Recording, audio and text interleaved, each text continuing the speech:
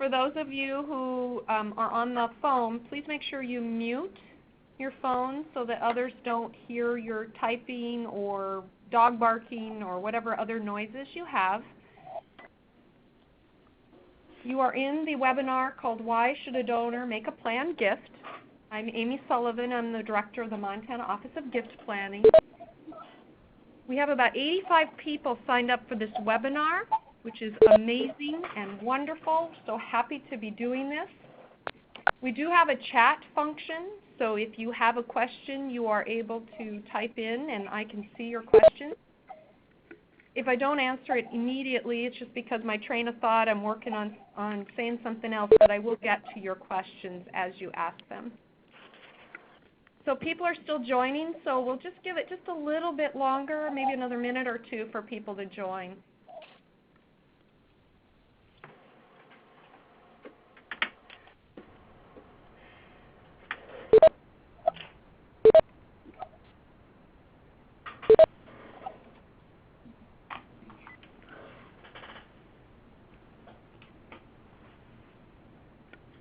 Amy, can you hear us? I'm just testing to make sure we're on mute. I can hear you. Okay, thanks. Yeah, we'll put it on mute here. No problem. So for those of you who cannot see this, I'm going to say this. If you are able to see the slide but you do not hear any audio, please call the number that's on the screen. If you can hear me but you can't see anything, go ahead and unmute and let me know.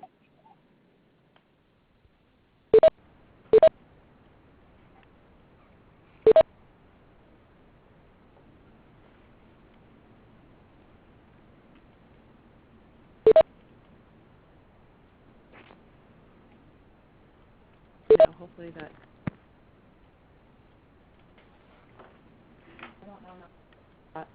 All right, just some housekeeping details. You press *6 to mute your line and *7 to unmute your line. There they go. All the muting's going on.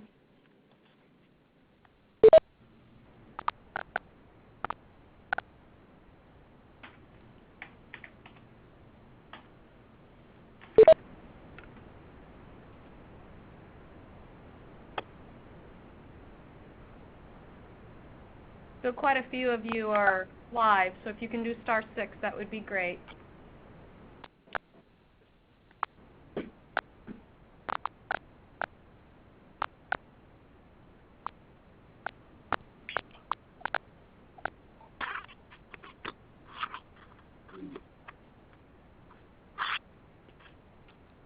Great, so we're going to begin. First of all, I want to say thank you to all of you for joining in this webinar. I'm really sad I can't see all of your bright, shiny faces. I do love that, but I do also love with a webinar that everyone is safe. There's no one traveling, so that makes me very happy. So the goal of today's webinar is twofold because we actually have donors on this call as well as nonprofits. So for donors, I'm hoping that you realize any charitable gift is awesome and that for tax benefits, nothing beats a planned gift. And this will kind of help you determine whether your goal is to help a nonprofit long-term or short-term. And for nonprofits, again, any charitable gift is awesome. We love them. And that direct gifts are great for immediate needs, but planned gifts are better for donors and provide long-term stability for your organization. So those are my goals for today's webinar. First, I want to start with a little terminology. What is a tax deduction? A tax deduction is for a donor, a taxpayer, who makes a charitable gift. They get a tax deduction. And usually what that means is the amount that they actually get back in their pocket is equal to that deduction times their tax bracket. Now, not all of us know our tax bracket, but we should have a copy of our tax return, and you can see at the bottom your marginal tax rate.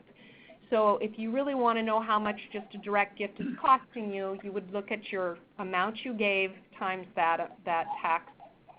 your tax bracket.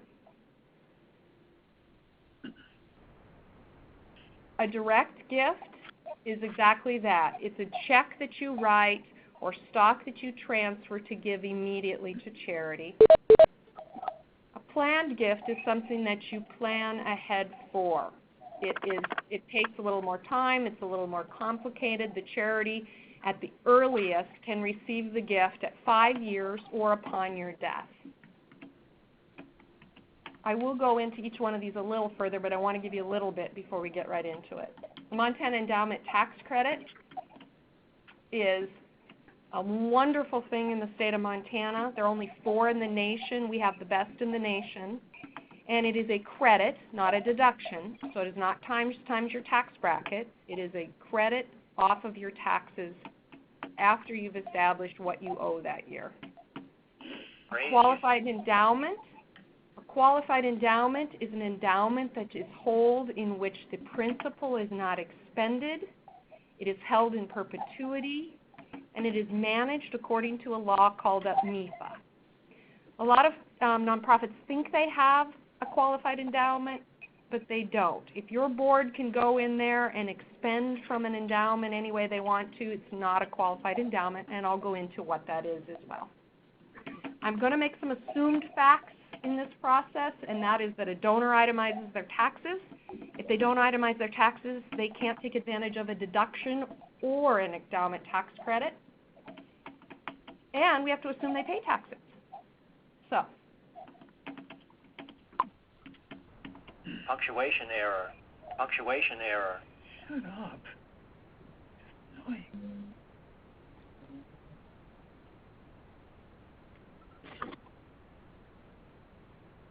all right, so it says I have a network error. Everybody, I'm going to have to reload. Sorry.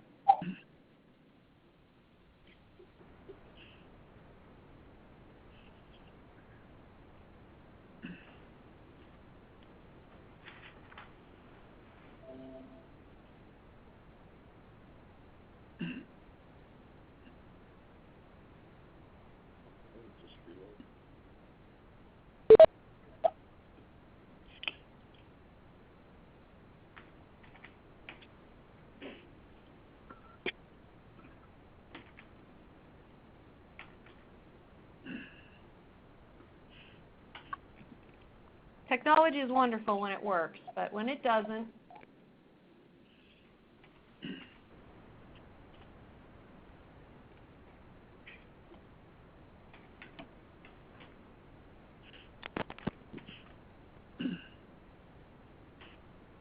all right, I'm hopeful you guys can see me. Will a couple of you unmute and tell me whether you can see the screen?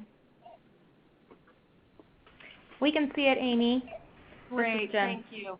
Sorry, it kicked me completely out of the network, but here I am. All right, so let's talk about what is the difference to a donor or a nonprofit between a direct gift and a planned gift. A lot, and I get asked this question a lot. People will say, well, gee, I write my annual check, and so why would I want to add complexity to my giving? And I want to share with you why. Let's look at a direct gift example. A donor writes a $5,000 check to a nonprofit, and the donor is eligible for a $5,000 federal tax deduction. What is that worth, other than the warm glow someone gets from giving a gift? It depends on the federal tax bracket of the donor, which I was talking about earlier. So if someone is in the 40% tax bracket, they get a $2,000 deduction. Excuse me, they get a $5,000 deduction. They get $2,000 back. And so the cost of their gift is $3,000. And you can see for each bracket what it means. The positive of a direct gift, and we certainly don't want donors to stop making direct gifts, is it's money that the nonprofit can use now to meet their operational and mission needs. And it can be restricted by a donor, but it's really easy. You get to write an acknowledgement letter that lets the donor know about what is their deduction, and you thank them, and pretty easy. But you can see that someone who makes a $5,000 gift, depending upon their bracket, is really being very generous. Now I want to show you a planned gift example, and then I will compare the two side by side. In this example, I'm assuming a 70-year-old donor writes a $5,000 check, I'm just working with cash, to establish a planned gift, and in this case a deferred gift annuity, because if you want to maximize tax and the Montana Endowment Tax Credit, the deferred gift annuity is the best possible planned gift you can use. the donor is eligible for close to a $5,000 federal tax deduction. Why is it not $5,000? It's not $5,000 because it's a planned gift. And the IRS says even though someone may never take a payment for themselves under this annuity, we can't assume that, and so we're not going to give them the full credit. But in this case, it's very close. So you would take that $4,446.95 federal tax deduction and again, times the tax bracket. They would get back, in quotes, the donor, $1,778.78. But they also qualify for a Montana endowment tax credit. Credit, not a deduction.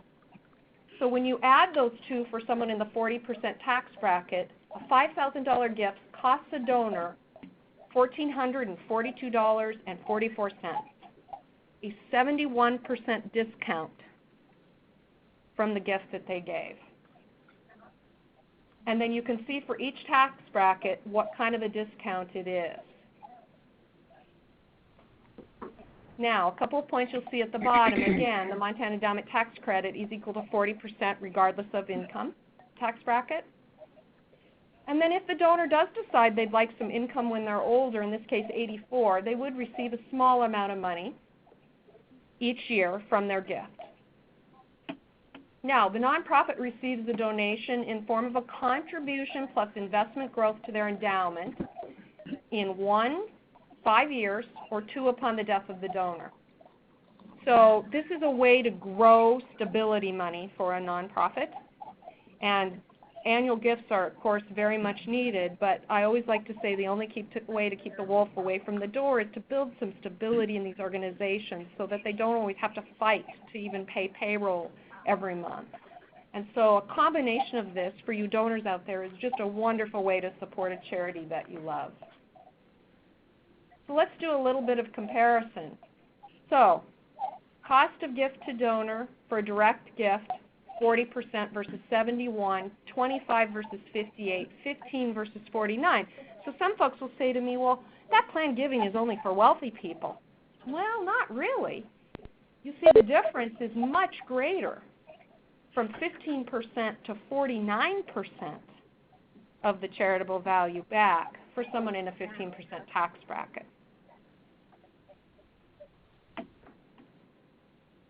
Now, for you nonprofits out there, to be able to offer planned giving in Montana, there's a few things that you must do. You have to register with the Montana Insurance and Securities Commissioner, and there's a few requirements. They're not too onerous. 3 years of continuous operations, minimum assets, and a reserve fund. Best practices says that whenever you do a planned gift, you want to set aside about half of it because you will have liability associated with these planned gifts. You also need to do an annual filing with the Montana Secretary of State, and you need to manage your endowments according to MIFA, Uniform Prudent Management of Institutional Funds Act. And if you really want to have some good reading in your spare time, you can look that up. But basically what it says is that you're going to manage the money in a prudent fashion. Your payouts will never, and your fees and all of that will never be unprudent, and we've got advice that that is never more than 7%. That you have an investment committee that monitors the way that the money is invested, etc.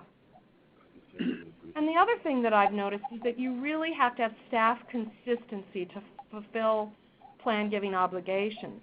You can have a really gung-ho employee who goes out and gets a ton of planned gifts, but then if that person quits in 5 years and there's no one else to pick up the ball, these planned gifts can actually become a huge liability, not a good thing to your organization if you don't follow up with donors to relinquish and to do more gifts. So just a couple things.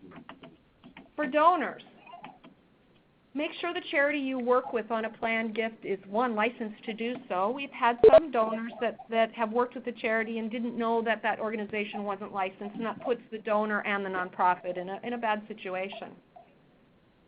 That organization is stable enough to fulfill contractual obligations of your planned gift. And that if the charity doesn't offer planned giving, it's no problem. Contact us. We can help. And that way, every nonprofit in Montana can take advantage of the Montana Endowment Tax Credit. So I want to talk a little bit about planned giving in Montana, because many of you in the nonprofit world, in a way, are already doing 85% of it, or at least I hope you're doing 85% of it. 85% of planned giving in Montana comes in the form of wills and bequests. So never lose an opportunity on your web page, in your marketing materials, in your emails that you send to say, please remember us in your will. It's very important. Having said that, only 3 to 4, depends on the study I look at, of 10 of Montanans have wills. So we're only talking 30 to 40% of Montanans have wills. So any work you can do with your donors to make sure that they have a will, because if they don't have a will, charity is not included at all. The other thing to mention to you donors out there, and since those of us who are in the nonprofit world are also donors, in Montana we have a three-tiered system for estates. First, beneficiaries. Beneficiaries trump your will and they trump the state of Montana. And so a really easy thing to do is make sure that all of your IRAs, your investment and brokerage accounts, your life insurance, your bank accounts, have the beneficiary name that you want to be the beneficiary when you die. And why is that? Well, because even if you do a will and you want your assets to go to your 2 children, if your beneficiary, like mine did, when I established my checking account I was 18 and I named my parents as my beneficiaries. If you haven't changed that, whoops, sorry, your parents get the money and your children are out. So always make sure your beneficiaries are taken care of first. Secondly is your will. Your will outlines what you want done with your estate when you pass away. If you don't have a will, the state of Montana has a plan for you. You may not like it. It's a fine plan. If you're married and your spouse passes away, then the other spouse gets all the assets. But it starts to get really murky and tricky when you've remarried or you have children from different marriages, or if you both die in an accident, which can happen. So please, please, please, please, all of you, do a will, a simple will even. It will really not complicate things for your heirs. And that way you can include charity as well. The other 13 to 14% of planned giving in Montana is charitable gift annuities. So if you just concentrate on wills and charitable gift annuities, you are accomplishing 98 to 99% of planned giving in Montana. And why it's that line that I have there, it's because deferred gift annuities just give the biggest bang for the buck in charitable giving. Now 1 to 2% are charitable trusts. And I would say to those of you out there that are considering doing this or are doing this, when you do a charitable trust, those are large and are complex gifts, that's land greater than $100,000, you are going to want to get an attorney and an accountant. Your donor is going to want to get an attorney and accountant to do those complex gifts anyway. So don't feel bad if you don't understand those. Those are extremely complex gifts. Whoops.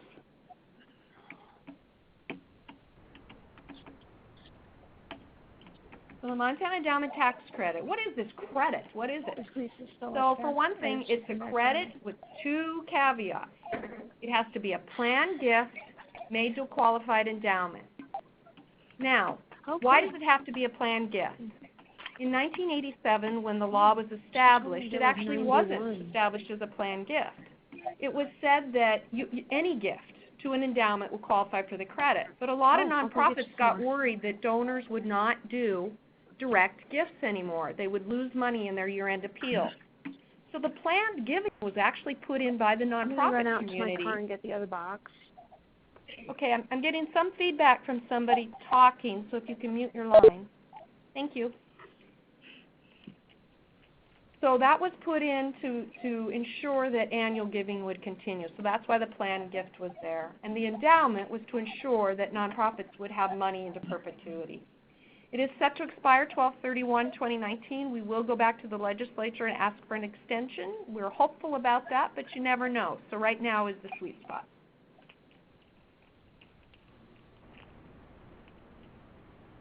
It comes in 2 components. It's for individuals and it's for corporations.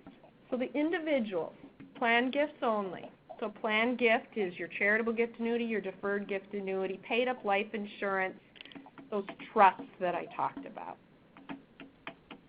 The gift needs to go into an endowment, and the credit is equal to 40% of the charitable value of the gift. Now, people get a little caught up here because remember when I showed you that planned gift, the deduction was not equal to $5,000. It was $4,462, something like that. So when someone makes a donation in a planned gift, it's not always going to be equal. So we got to be careful that it's 40% of the charitable value of the gift. But it's close in the case of that deferred gift annuity. There's a maximum credit of $10,000 per individual, per taxpayer, $20,000 for a couple. Now, word of warning here. The Department of Revenue is Montana Department of Revenue is watching this really closely because you have to make sure, especially when people transfer stock, the stock is in both the names of the husband and wife to be able to qualify for the $20,000, $10,000 each. And then also you want to make sure for your donor's sake that the spouse has income for which to offset that. So those are just a couple little tricks there, but you can get $20,000 for a married couple. Corporations, this is really underused, and we're really going to work on this at MCF to increase corporate giving. It's a 20% credit with a maximum of $10,000. So a $50,000 gift from a corporation will max out the credit. It applies to corporations, small business partnerships, limited liability companies. Lots of ranches qualify under this. So we have people who give as individuals and through their ranch. Now, corporations do not have to make a planned gift. I get this question a lot too. Well, can a corporation make a planned gift? No, and here's why. Those planned gifts are based on your age, and they're based on life expectancy. I don't know that corporations would want us, establishing life expectancy for them. So, no, we do not allow planned gifts for corporations. It has to be a direct gift. But they do have to give to an endowment, hence the name Montana Endowment Tax Credit. Now, I do have one question that someone would like me to go over the reserve fund that I mentioned of 50% again.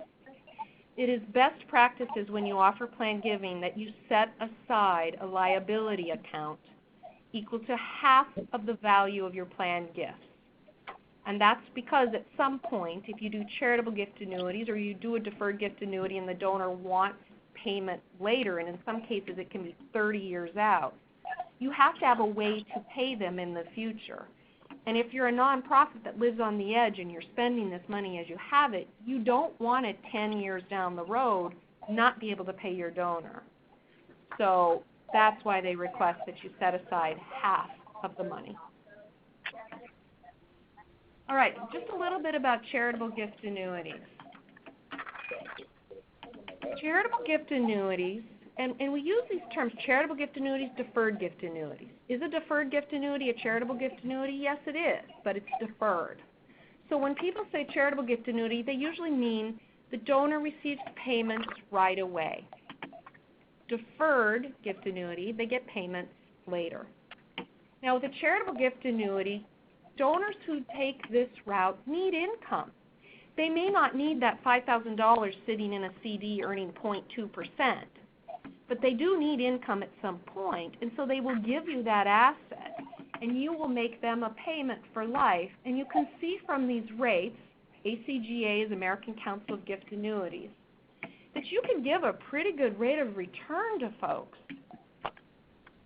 And a prime example of a wonderful charitable gift annuity that I really enjoyed putting together was a lady who had a lot of money in CDs, but was very worried about what was going to happen to that money, who was going to be in charge of her money, and how was she going to make the bill at the nursing home? How was she going to pay that bill? So we figured out how much her bill would be. She gifted that amount so that each quarter she received a payment that would pay her bill, her nursing home bill.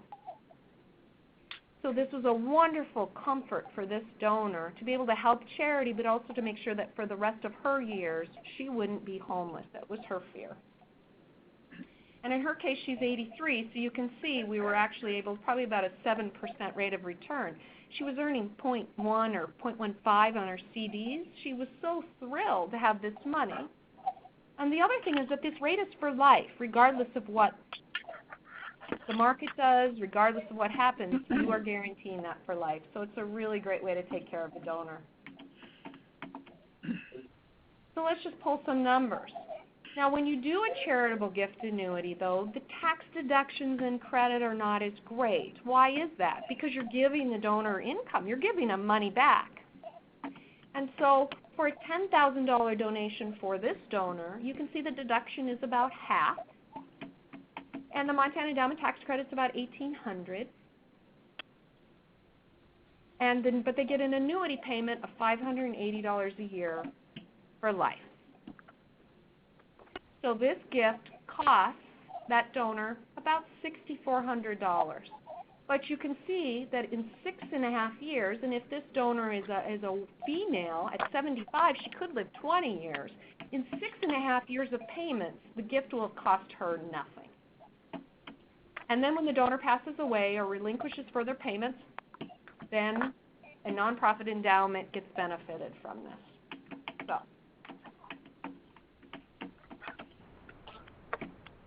So I have another question. Says, do you need to register with the Montana Insurance and Securities Commissioner even if you are doing planned gifts through Montana Community Foundation? No. We take care of all of that. We do all of that for you. So as a nonprofit, if you're using our services for planned giving, you do not have to do any of that. Deferred gift annuity. We talked a little bit about it, but let's do another one. These are so amazing. So $10,000 deferred gift annuity. I made the donor younger, at least young to me. So 55-year-old donor who defers payments to age 80, you will get an $8,731.70 deduction. You can see the endowment tax credit. The bottom line is that for that donor in a high income bracket, the gift is only costing them about 30%.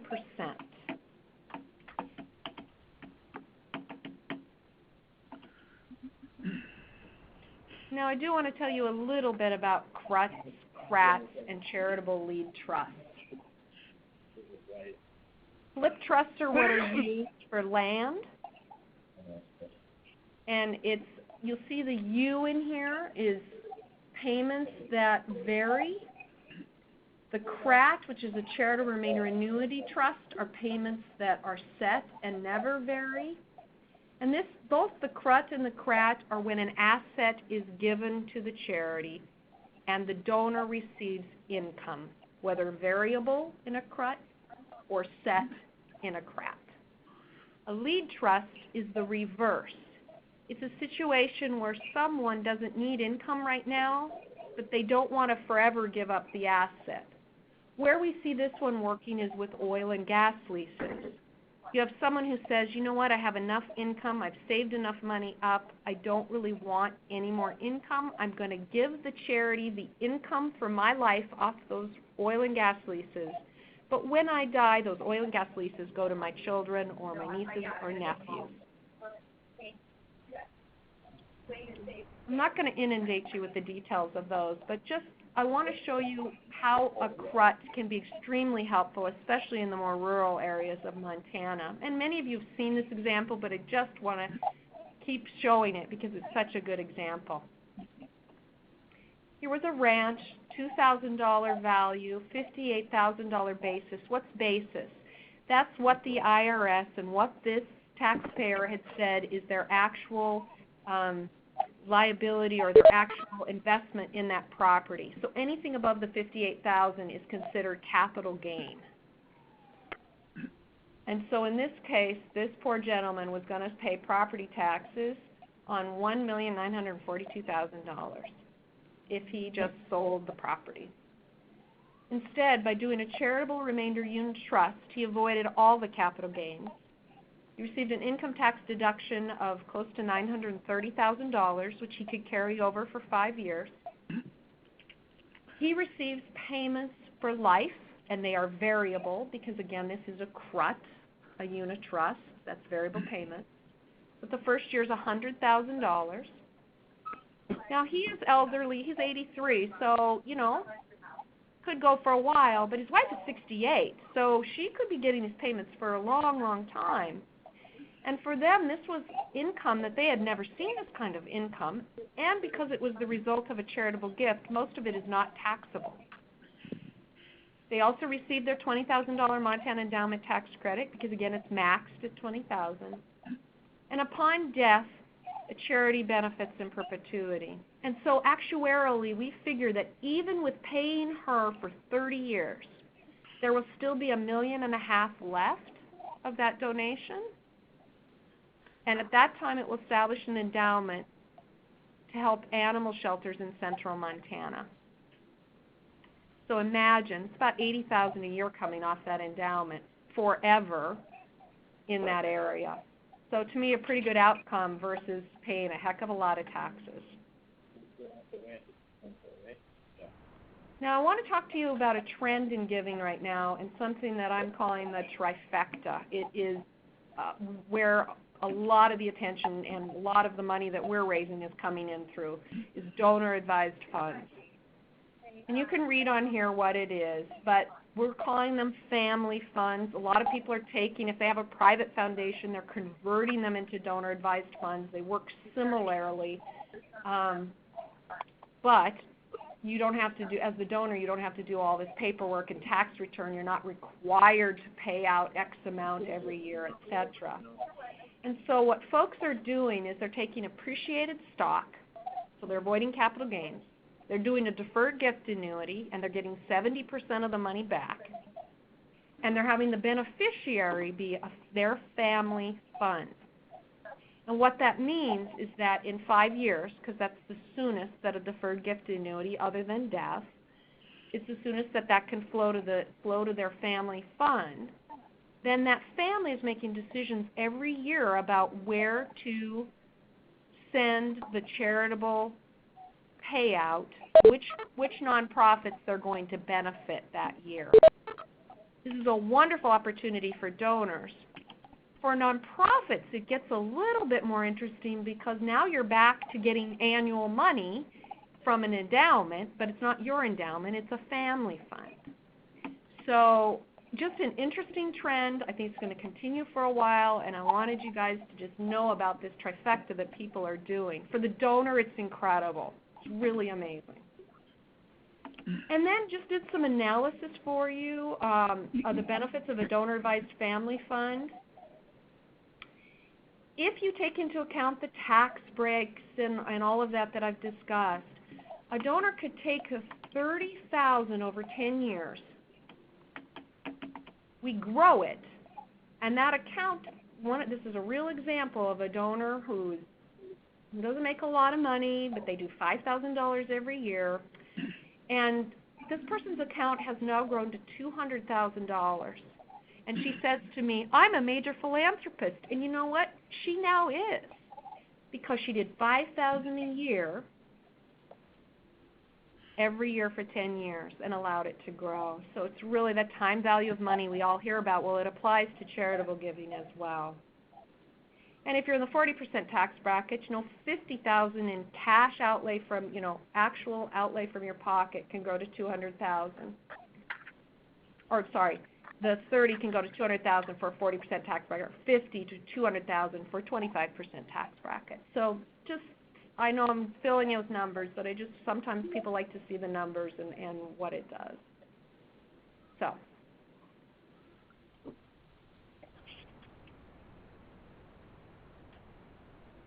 Now I want to open up for questions. Does anybody have any questions for me?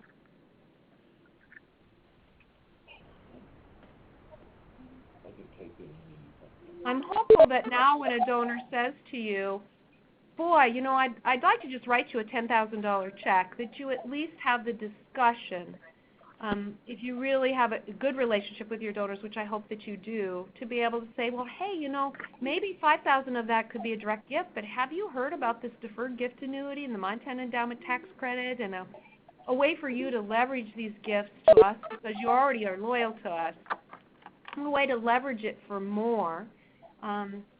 Because planned giving is just a wonderful opportunity in terms of a nonprofit to be able to take care of our donors.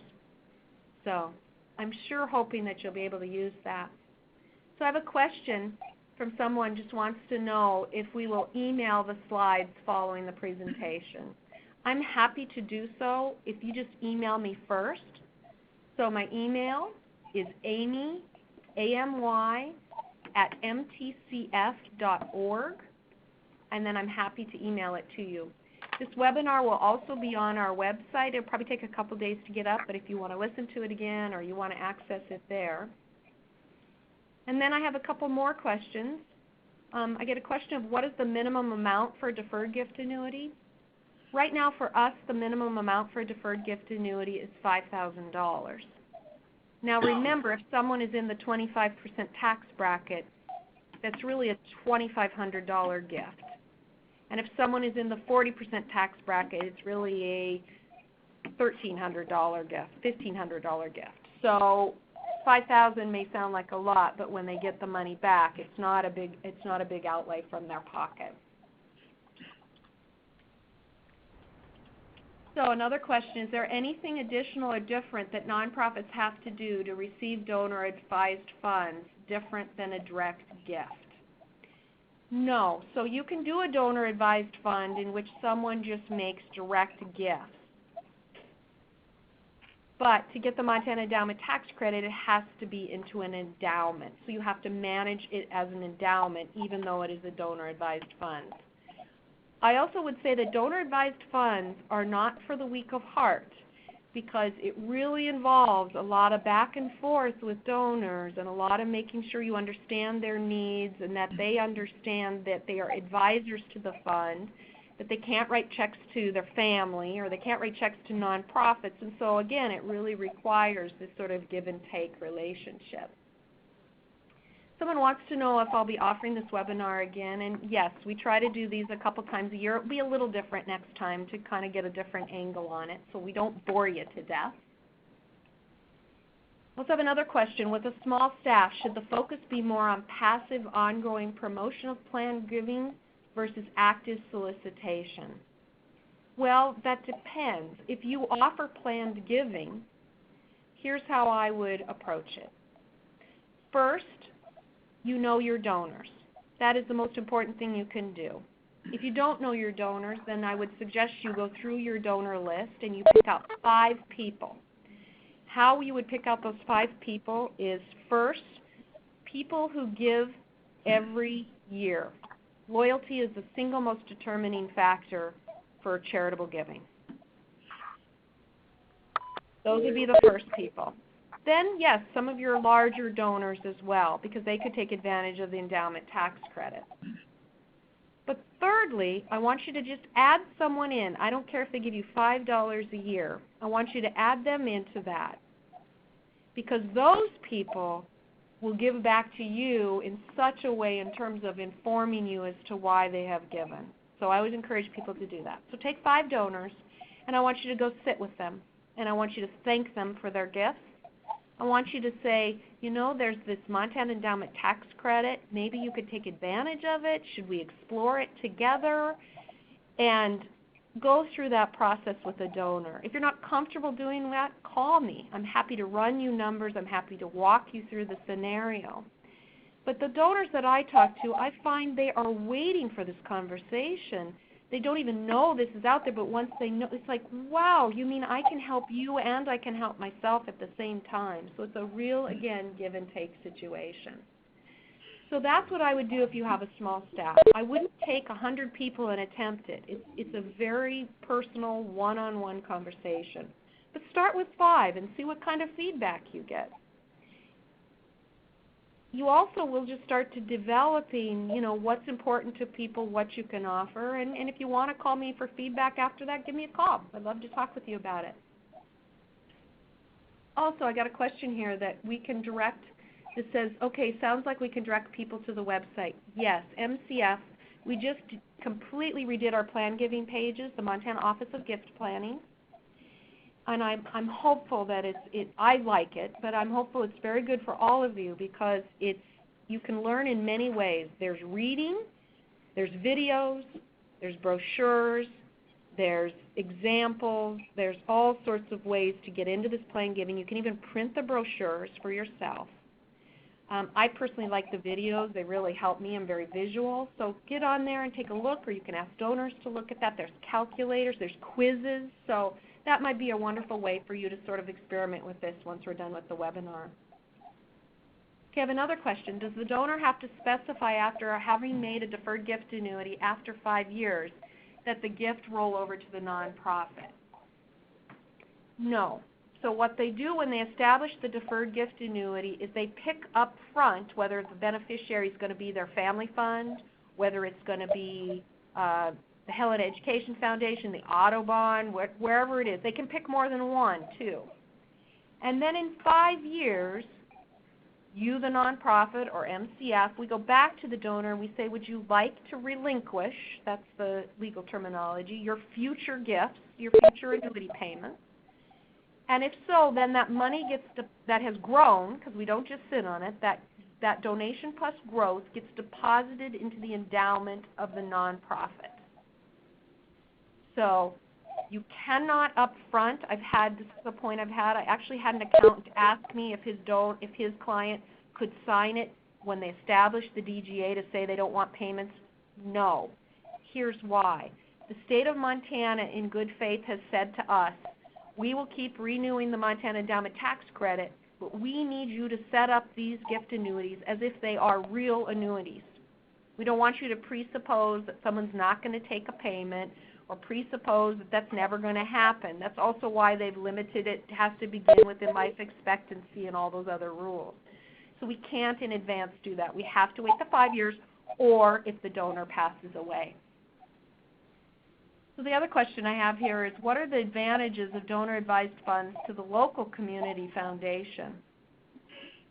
Well, some donor-advised funds can also pre-set up that a certain percentage of those annual distributions go to the local community foundation, so there is benefit to the local community foundation or a local nonprofit. It's just another way for people to give, and that allows them to take advantage of the Montana Endowment Tax Credit.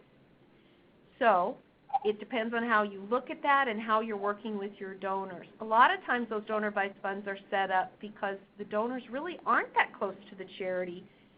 They want to make yearly decisions. If you're really close to your donor and they want to benefit you, they will tend to make the beneficiary of those planned gifts your organization.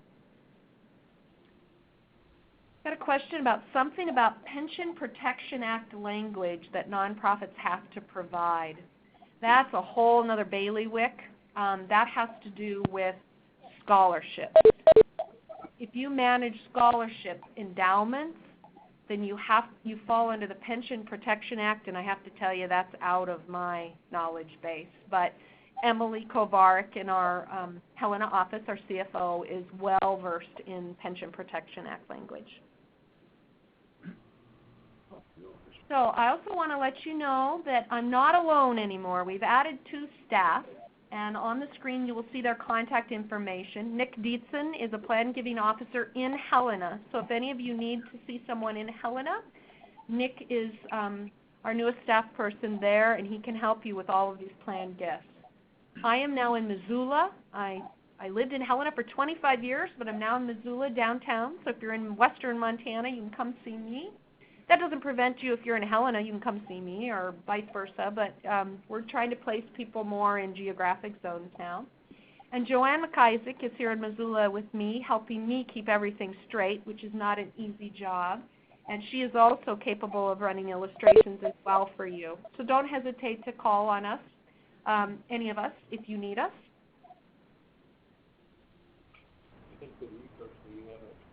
Any more questions? That was quite a few. You guys are hammering them out. That's great. All right, so I gave you 15 minutes back in your day. I'm hopeful that you'll be able to have gotten something from this. If we go back to our goals, that you at least remember that any gift is awesome, and that if you have an opportunity to do a deferred gift with, a planned gift with someone, that you realize it really helps them and it provides some long-term funding for you. So. Thank you, everybody. Thank you, Amy. Thank you. Thanks, Amy. Yeah.